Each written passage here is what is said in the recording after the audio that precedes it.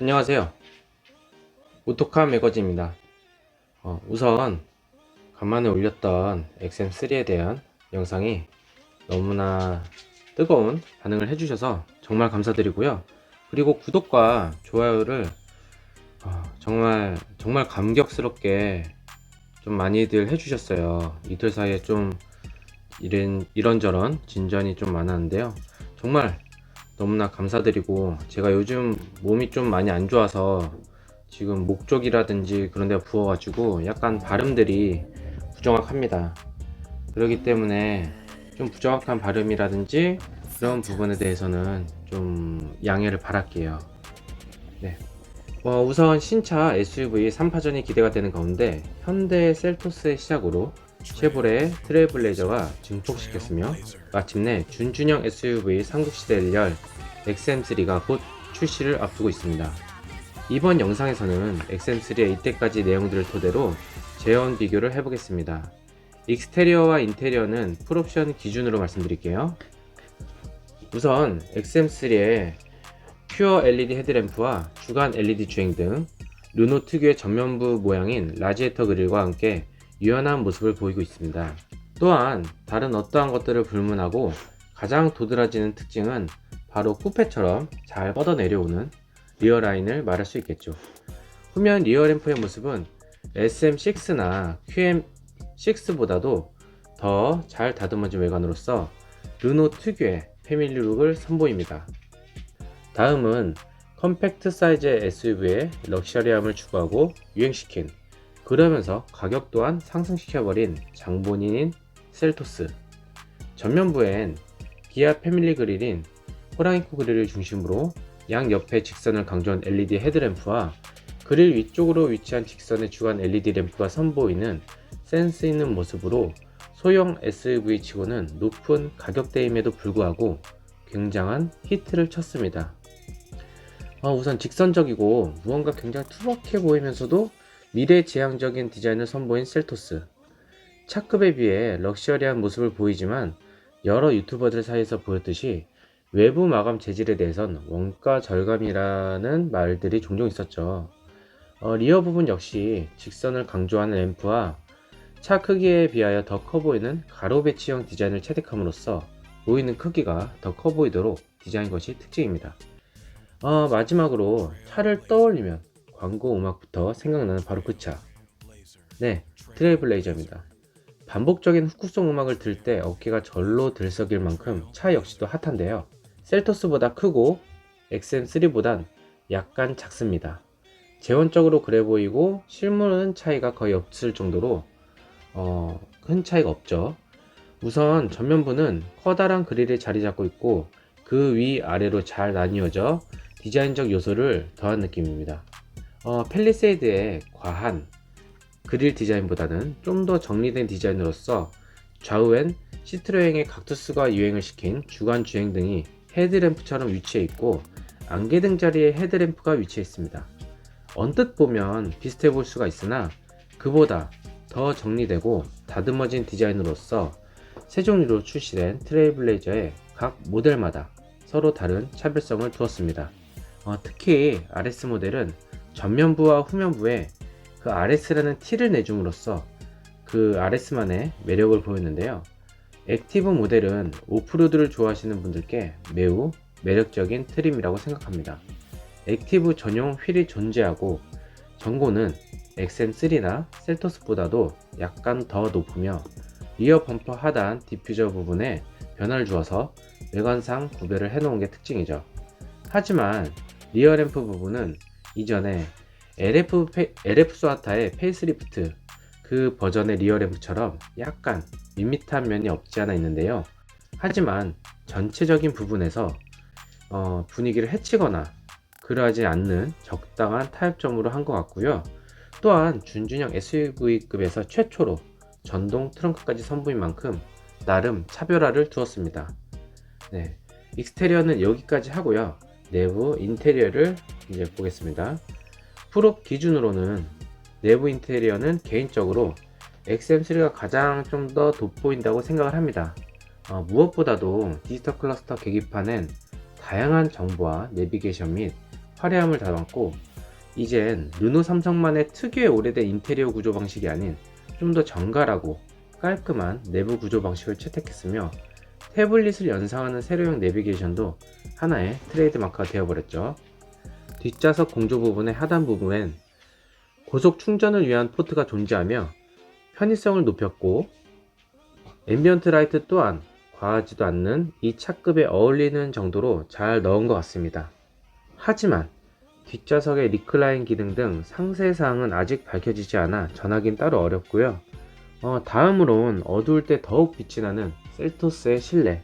실제로 봤을 때 밝을 때 보는 부분보단 어두울 때 보는 부분이 훨씬 더 고급감이 느껴질 만큼 라이트 부분이나 조명 부분 등 정갈한 인포테인먼트 시스템의 버튼 구성까지 무언가 그냥 흠나거나 모난한 부분이 없이 그냥 평균 이상적인 그런 느낌입니다. 물론 실내의 내구성이나 잡소리 등등 원자재에 대한 부분이 매우 아쉬움으로 남긴 하죠. 마치 원래 피부가 좋지 않지만 화장 기술로 그것들을 좀 숨겨놓은, 가려진 듯한, 대충 쉽게 와닿을 수 있겠네요. 최근엔 여러 품질 문제에 대한 논란도 있었기에 아쉽기도 하고요. XM3도 나와봐야 알겠지만 신차 품질 논란은 현대 기아만의 문제는 아닙니다. 이 부분은 추후 따로 다뤄보는 시간을 가질 거고요. 셀토스의 장점은 뒷좌석에서도 딱히 모난 부분 없이 그 신혼부부의 패밀리카로서도 충분한 역할을 수행할 수 있다는 점이 매력적이죠.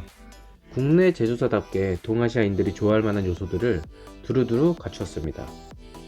마지막으로 르노 삼성의 XM3처럼 부활의 신호탄을 쏴야 할 처지에 놓인 트레일 블레이저. 우선 인테리어 방식이 기존의 쉐보레 그 특유의 레이아웃보다 좋아졌지만 아직도 뭔가 그 단조로움이나 더 잘 할 수 있을 것 같은데, 너무 좀 약간 차 겉에는 약간 우락부락해 보이는데 안에는 마치 아기자기한 느낌? 어떤 그런 부분이 존재해서 좀 분위기상이 너무 대조가 되어서 어색함이 항상 있었죠.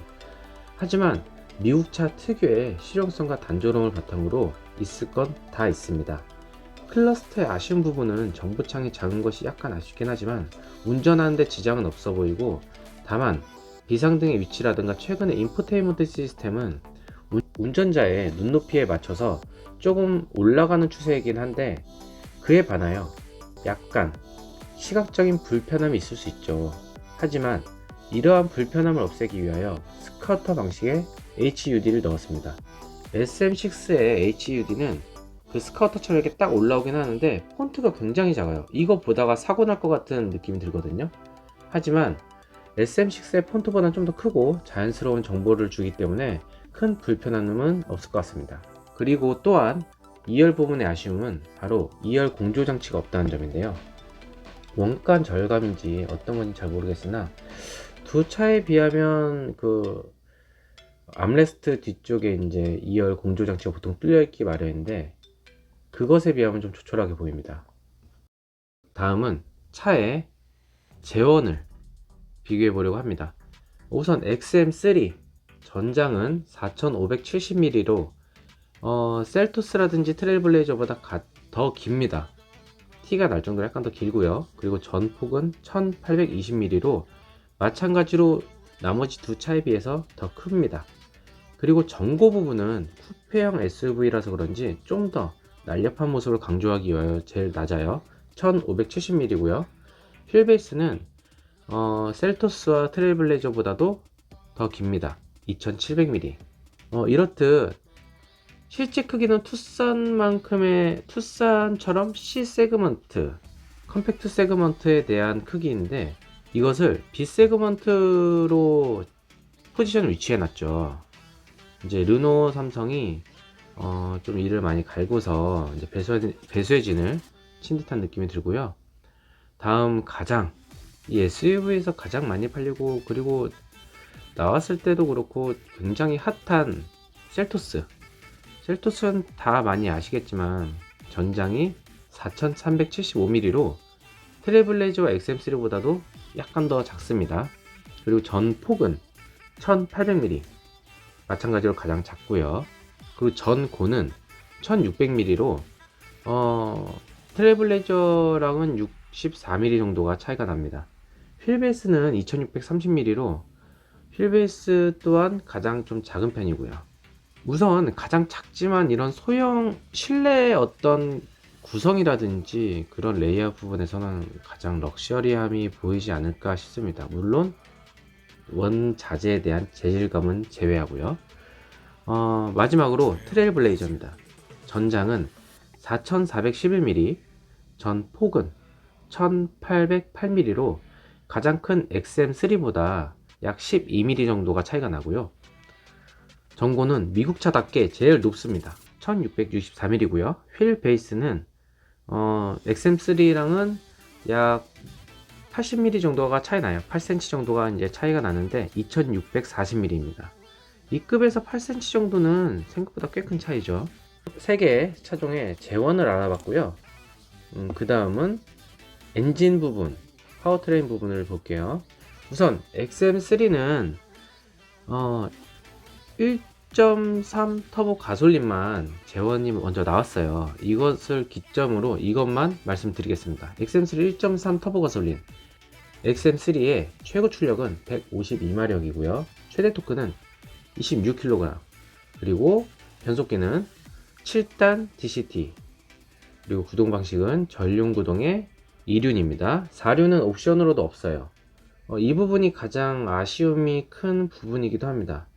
다른 경쟁사의 셀토스라든지 트레일블레이저는 어떤 정통한 SUV답게 4륜 모델이 따로 존재를 해요. 옵션으로도 넣을 수 있게 했는데, 그리고 실제로 러시아에서 판매되는 아르카나 같은 경우에도 4륜 모델이 존재합니다.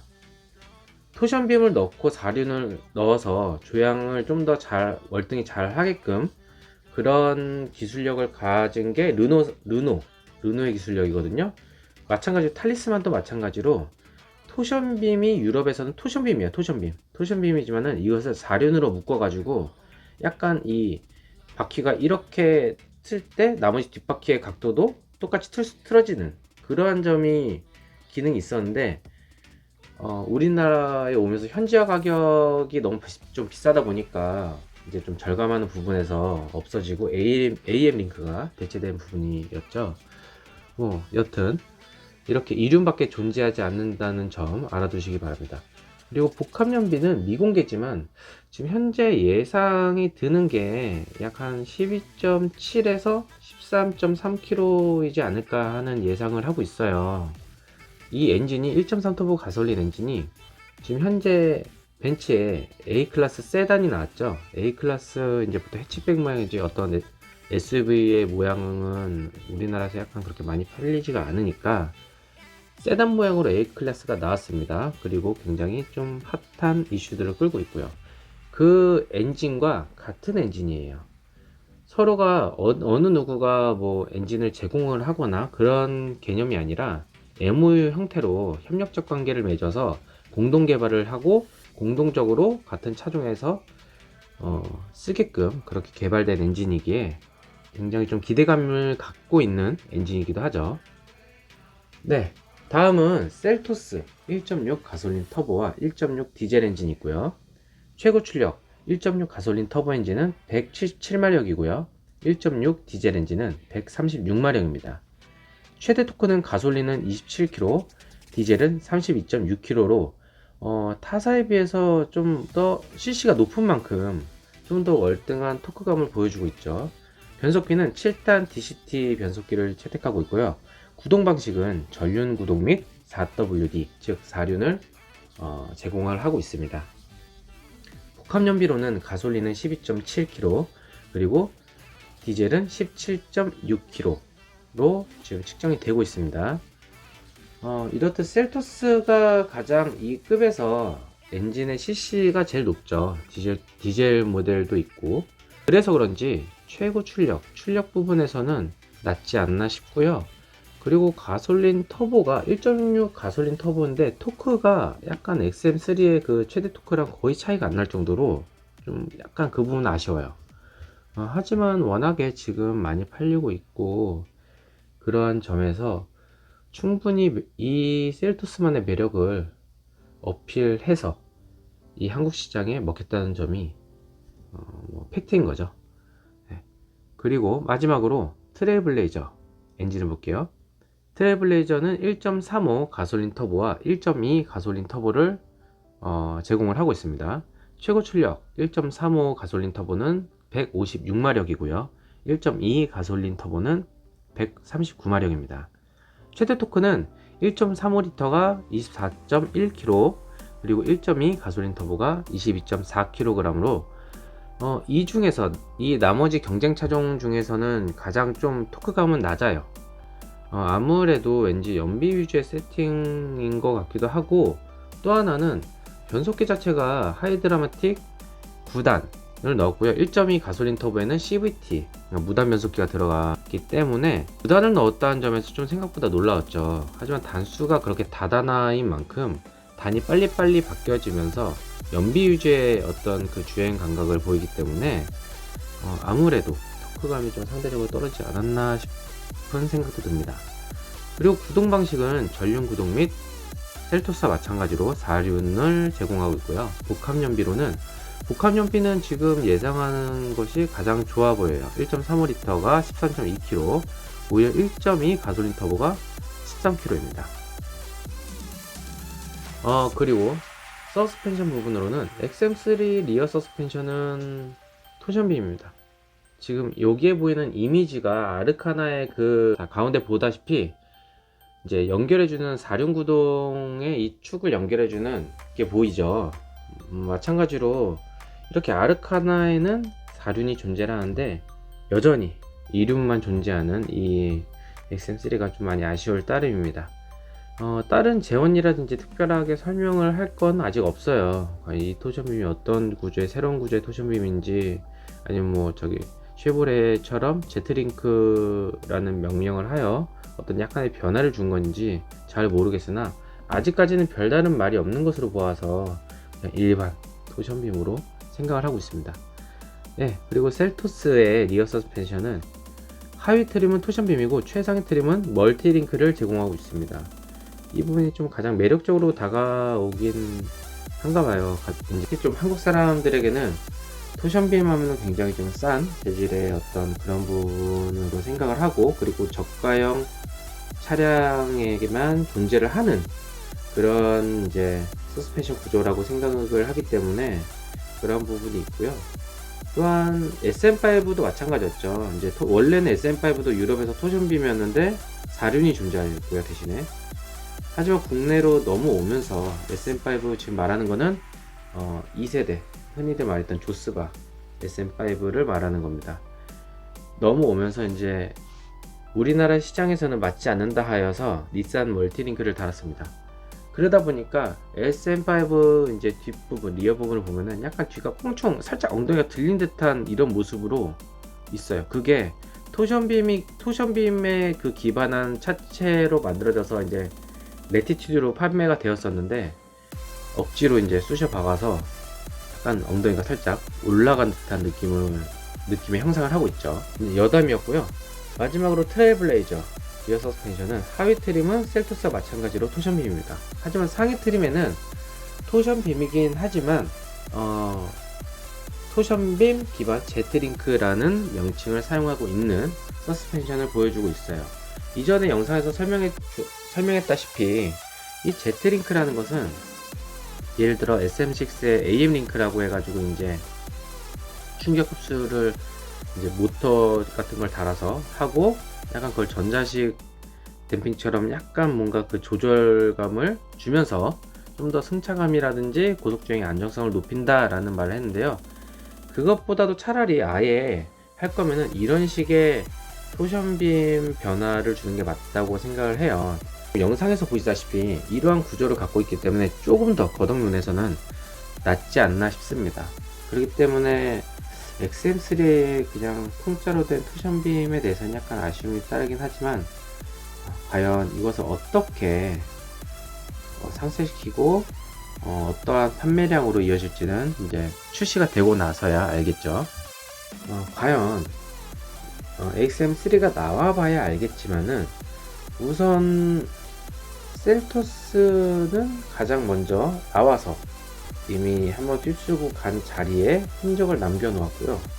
그 흔적을 뒤따라서 지금 트레블레이저가 포송처럼 반복되는 어떤 이런 음악처럼 계속 사람들 머리에 맴돌 수 있게 돌풍을 일으킬 수 있을지 지금 계속 추이를 보고 있는 중간에 전혀 다른 라인이죠. 어떻게 보면은 쿠페형 SUV의 XM3가 바로 3월 9일날 출시를 기다리고 있다는 점이 자동차를 좋아하시거나 아니면 구매를 하시려거나 아니면 첫 차로 구매 예정이신 분들에게 너무나 핫한 소식이지 않을까 싶습니다. 시청해주셔서 감사합니다. 구독과 좋아요는 무료예요. 기부한다 생각하시고 한 번씩 꼭 부탁드리겠습니다. 감사합니다.